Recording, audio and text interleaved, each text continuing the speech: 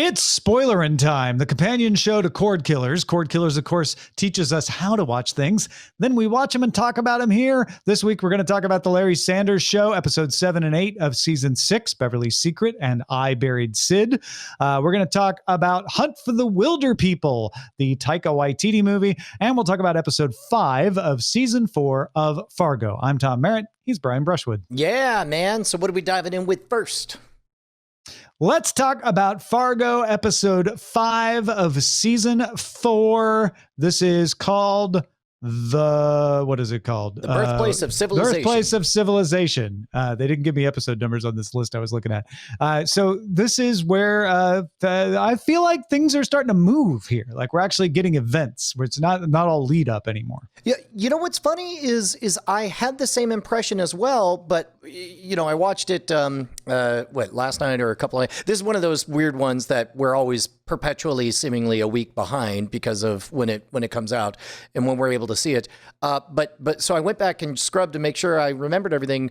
Upon looking back, I'm like, how much actually happened? I mean, we saw some of the fractures happening in the home life of Chris Rock's character. We see a bit of a sales pitch for the life of an outlaw from the thieves. We see sort of a like an admission. We see a farther slide from the mortician explaining to his daughter about how when you're driving the getaway car, it's hard to pretend like we're not part of all this. And Chris Rock shows up at the mortician's house and calls in the chickens to roost. Yes, and or some other metaphor. I think he was the chicken and he was coming home to roost, is what I meant to say. Yes. Also, the chicken kicks in the door of the farmer and says, "This farm is mine now." You tried to pay me with my own eggs. Yeah. Yes. I mean, that all felt. I guess what I'm saying is, we have lots of tension. We have the tension of Fada showing up. He's putting the pressure by throwing everyone in jail and breaking up their party, and then showing up at the jail cell, wagging a finger, saying, "No, we're really going to fight." Meanwhile, his relative, who's the gross guy, continues to ratchet up. They talk about how he's got a whole bunch of loyal men coming in from Italy. But in terms of things that actually happened, we only have the one hit on basically one of my favorite people on the show, the dude who is always meeting the consigliere. Dr. Senator. Yeah, that's right. Dr. Senator. And you knew it was coming. I mean, you don't have Gaetano sitting over there eating an ice cream the whole time and not expect that you're going to get shot. And Dr. Senator knew that. You could tell he knew that because he doesn't want to sit down, and when he sits down, he's careful. And then when he turns his back, he kind of grimaces, and then he thinks like, "Wow, maybe I got away." And then he hears a noise, and he doesn't even have to turn around. You can tell on his face, he knows like, that didn't work. I'm not going to make it out of here. And man, he was one of my favorites in the whole thing too. Like I just really enjoyed his equanimity and his groundedness. And he, I think, is necessary for Loy, Chris Rock's character, as a balance. And now there's not going to be anyone to balance Loy. I agree. That's like one of the checks is now gone, and I feel like we're going to see everything spin out of control very quickly. I did, like you pointed out, dig the fact that Dr. Senator had this kind of resigned gravity where he's just like, you kids running around in circles, wasting your energy. What are you doing? And it's like he refused to give, I don't know, the satisfaction to anyone. Even like, I did not read it as he knew he was going to get killed, but I read it as he's so accustomed to not knowing that he just always radiates ambivalence and refuses to give anyone satisfaction, whether they're going to get the drop on him or not. Maybe a better way to put it is he knows that he's at a high risk of being killed in lots of situations, and this is no exception, right? Yeah. He's not going in under a false impression of like, oh, I'm sure I'll be fine. Like he kind of always knows that. Do you have predictions as to where stuff is headed from here? I think you're 100% right that Loy, we already see him beginning to kind of fracture. And now without a check, I could see it spinning out of control. I'll be curious whether or not I think that puts Fada as the as I think he'll try to be the peace broker between the two sides, and which almost certainly means he's going to get killed. Now, here's an interesting thing, and it may just be my faulty memory, but the episode description says Orietta gets caught. And I know Ethelrida, or Pearl, reports her, and we see her sitting at the end kind of crying. I don't remember actually confirming that she's been caught. This Orietta is the nurse? The nurse. Yeah, the killer nurse. No, she gets caught. Is this the same episode where she gets caught? She's mid-injection and gets fired, and then finds another home, or was that last? No, episode? She's already at the other home now. Yeah. So the only time we really see her is like sitting in a hospital room crying. I was about to say, I don't remember her having much of a presence in this one. And I knew the implication was like, well, Pearl called it in, so somebody said something, but she's not being like taken away. No, Pearl's the daughter, right? Remember she was writing that letter, just coming to my Or she didn't call it in. She wrote a letter. Right. Yeah. But it was unclear if the letter caused that. And it seemed like all of that kind of happened in the background or off screen or whatever. Like it was implied. My guess is next episode we'll get kind of a full account of what was not shown. Yeah. I just thought it was interesting because that was in the episode description. I'm like, oh, I guess that explains that scene that I didn't quite fully understand. And obviously the Fadas are about to have a civil war, right? Gaetano, the Italian brother, is definitely wants to kill Josto and take over. So that's going to be a war. And then Loy is going to be a war. And now Loy has hired the outlaw ant. I loved that scene. I love that scene where you didn't even have them pretend to be scared. They were just like, no, we're not criminals. We're outlaws. There's a difference. Let us explain it. And you want us to work for you? We could talk. Let's talk. We're not scared. Yeah, I think this episode really established them as unquestionably a force of nature in the same way that the nurse is, where it's just like not necessarily good or bad, not necessarily this team or that team. Just we're the quicksand on the map. We're the whatever. We're something that you can't plan for. Right. Or you can plan on, if you could plan on them insofar as you could plan on what a fox will do when you throw it into a hen house. Yeah, you can't really aim the fox, but you assume the fox is probably going to kill a few chickens. Yeah. That's a really good metaphor. I like that one. Anything else on Fargo, the birthplace of civilization?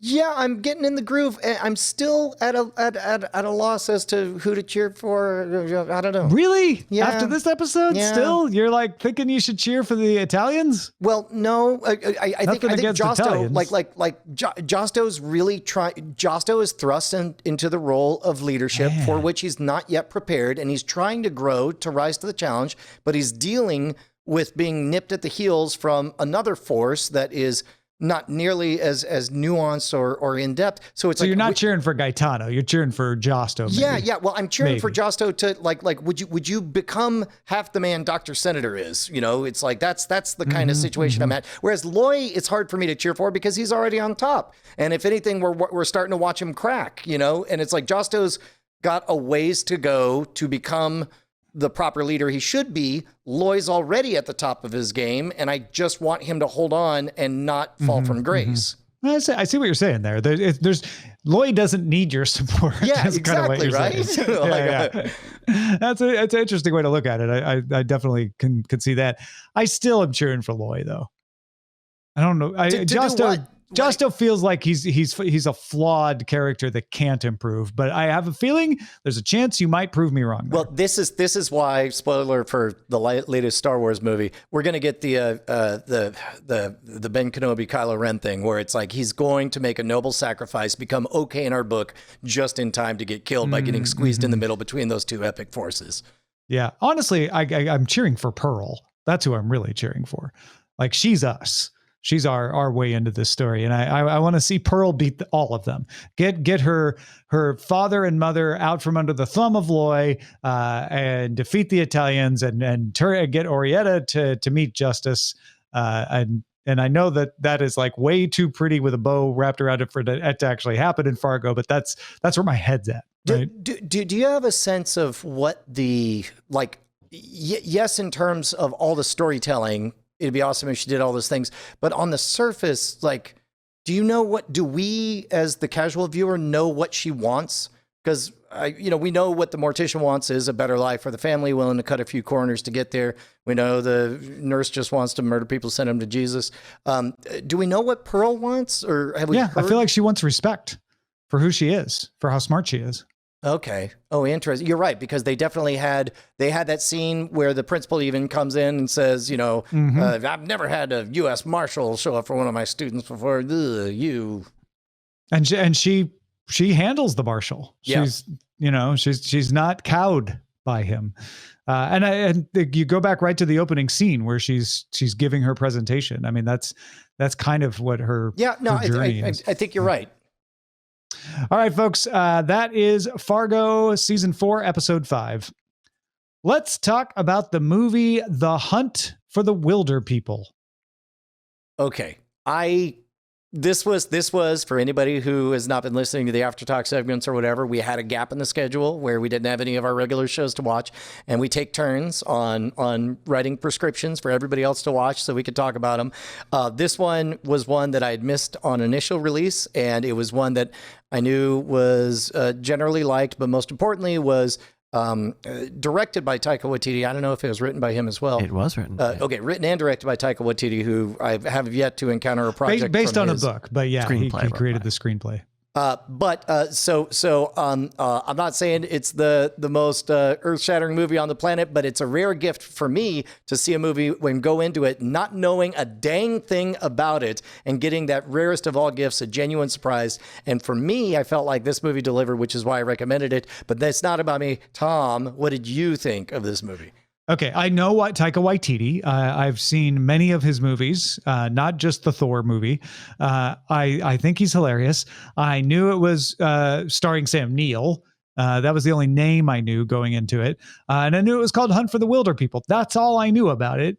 And I assumed, this is what I assumed, is that the Wilderpeople would be some kind of magical race, like vampires in What We Do in the Shadows, except they're the Wilderpeople who live up in the hills of New Zealand. Hey, Tom, that's exactly what I thought too. Is it really? That's amazing. It's also what I did also think that this would be adjacent to What We Do in the Shadows, a film I have not seen. I was so pleased to be wrong. This was so much better of a story, I think, than what I was expecting, because you basically have the boy, what's his name? Ricky. How could I forget? He has a whole song about him. That's right. Ricky. Oh, God, heartbreaking.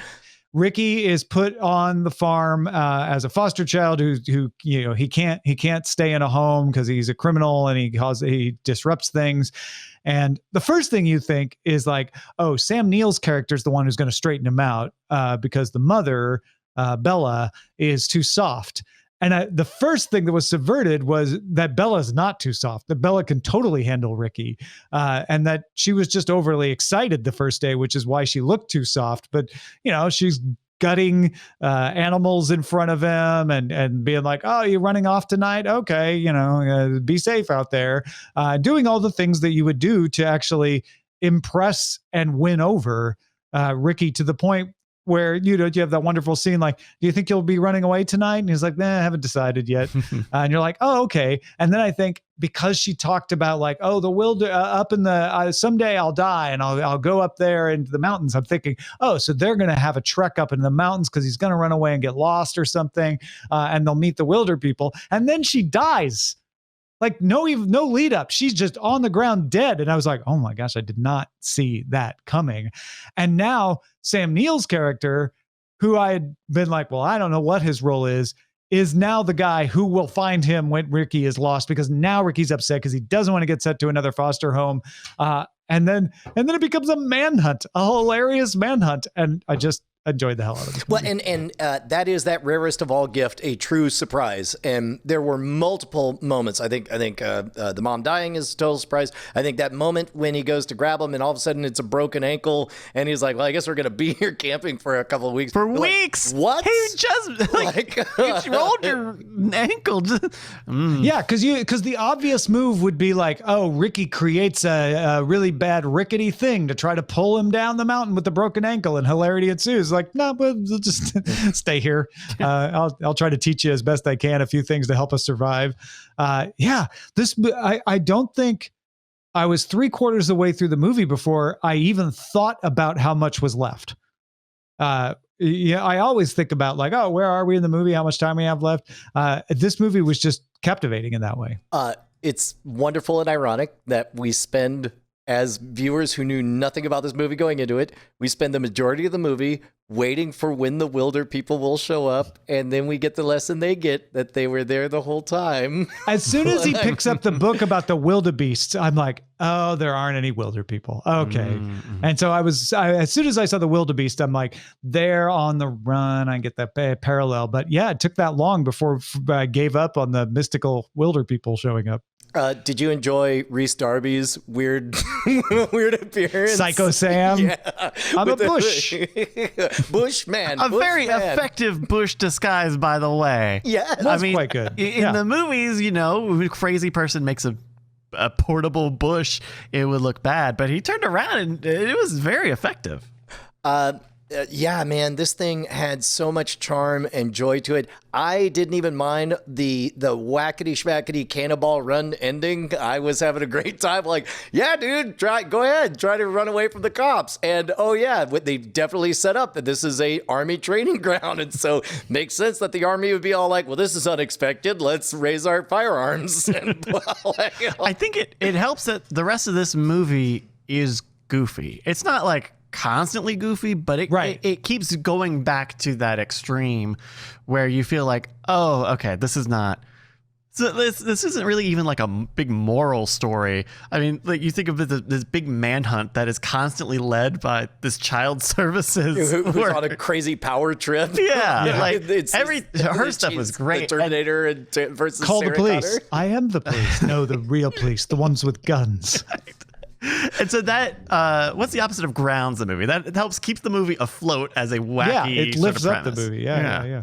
That father-daughter family that Ricky ends up with for that little sojourn there, and the dad is just just like clearly high as a kite, and it was just like, oh my god, Ricky, what's up? Like, can I get a selfie? And they take like 80 photos, and I like that they kind of hint that, Ricky kind of has a crush on that girl, and they don't make it like a whole subplot. Yeah. I really appreciate that was kind of a flash. I was like, we're going to get bogged down into him like awkwardly hitting on her. I need your help for me to escape the police. And it was honestly what would happen, which is if you're Ricky, you show up, you see this girl, you're like, whoa, this girl's pretty. And then you're like, but I got to get back to my uncle, maybe later. Like that feels real to me. Well, and also the way I would imagine it goes after the credits roll, where he becomes part of that family as a foster kid, probably has a crush on her for a few years, and life happens, and it's not like they're going to end up together forever. That's what young boys think of slightly older teenage girls. Now, I can't take credit for this because my wife pointed it out, but did you recognize Ricky? Oh, no. Is he in something else that I should know him from? That would be Julian Dennison. He is Fire Fist in Deadpool 2. Oh, of course he is. Yeah, he's also great in that role. It's a smaller role, but I think that's She's like, he looks really familiar. I'm like, you're right. I can't place him though. She's like, was he in Deadpool 2? And I looked it up and he was. Wow. Yeah. No, good catch. So yeah, I weirdly the lack of anything fantastical in it was a joy, realizing it was all going to be in New Zealand, just in the bush, and it was going to be like it had its own internal logic, as wacky as it was, and it stuck to it. I love the fact that, it's like, hey, here are these 3 useless hunters. They're all going to be stupid and convinced that the guy's a molester, and that's the rules. And it's like, great, I'm in. Let's go. Yeah. A great movie. It was so much fun. Thank you for letting us watch it. Oh, I'm glad. It was awesome. Okay, you're welcome. It came at great personal cost to me. I know it did. Yeah. But no, I'm glad you guys liked it and you thought it was worthy. Yeah, for sure. Any other thoughts on Hunt for the Wilderpeople? No. All right. That is Hunt for the Wilderpeople. Let's talk about the Larry Sanders Show, episodes 7 and 8 of season 6, Beverly's Secret, and I Buried Sid. Beverly's Secret is a madcap look at Beverly, who is out of wedlock and is pregnant, and they're trying to guess who the father is. And it turns out it's one of the guests on an upcoming show, and we all have to guess who it is. And I Buried Sid. They killed the cue card man. They killed Sid, who was actually had a few lines in Beverly's Secret. And then the implication is that Hank was insulting to Sid because of his imitation of Liza Minnelli, and he goes home and kills himself. But it turns out later that didn't really have to do with that. It had to do with being dumped by a lady. And because it got found out that he had another lady. It turns out Sid was a player. Oh, right. He had two ladies. Cheating. Yeah. Also, Laura Dern was in this. Laura Dern, I thought, was great. That whole of the 2 episodes, I liked the second one much more. I Buried Sid, I thought was really quite good.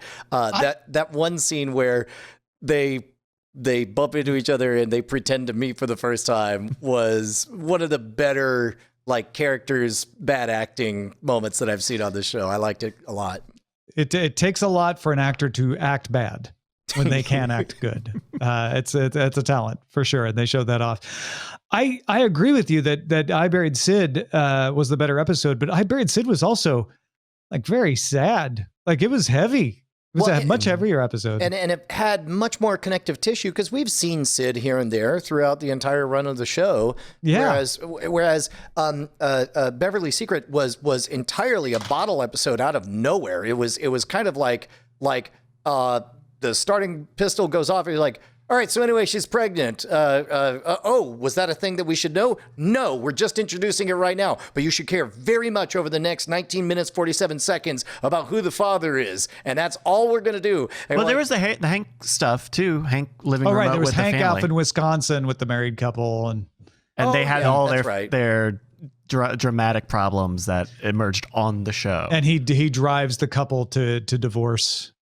Yes, I guess. Yeah, no, this is the problem with watching them a week apart because I definitely watched Beverly's Secret last Monday, and then this other one I watched today.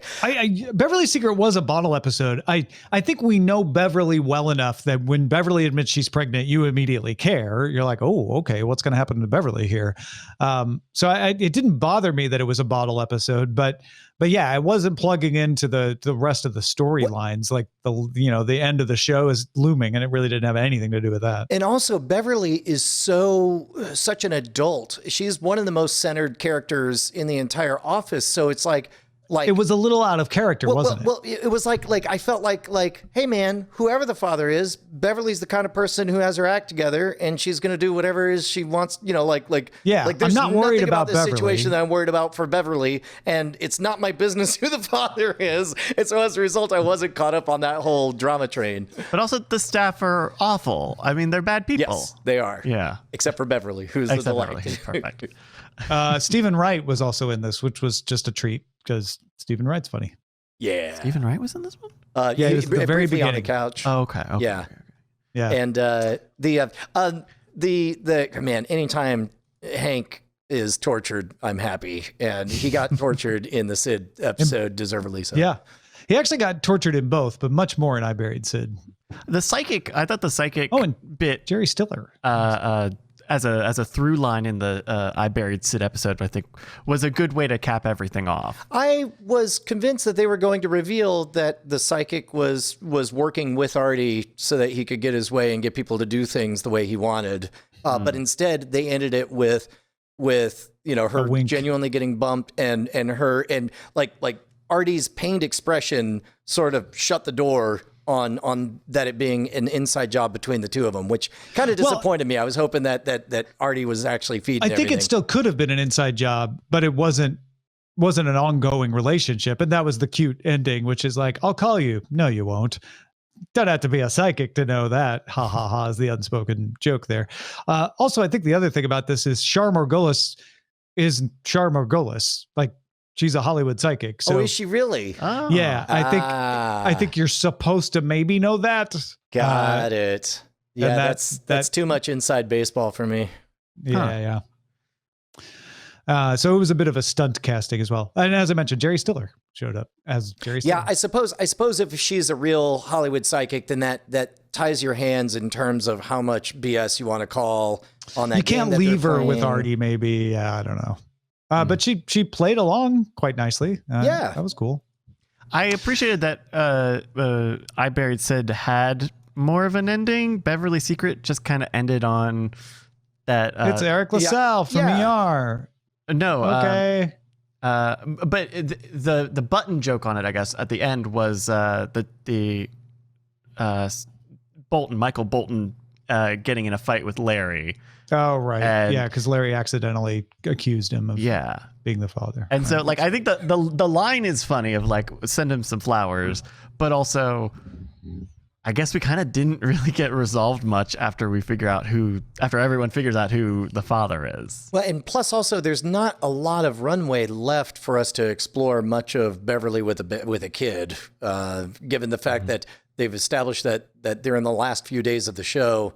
But yeah, I don't know. Maybe that's sort of the little wink you want to give on your way out is like, and something tells me there's a little Beverly on the way. Womp, womp, womp. So we only have 3 episodes left. That's right. Wow. We done soon. And Jeff Goldblum is on the next one. That counts as 3 episodes right there. 3 episodes worth of Goldblum in one. It's Jeff Goldblum and Sarah Silverman shows back up as Wendy, apparently. Nice. On next week's The Larry Sanders Show. Well, thank you all for joining us. We appreciate you supporting the show at patreon.com/cordkillers. It makes watching television work for us, but it's still fun, and we love talking about it with you. So keep it coming, and we will spoil you again next time.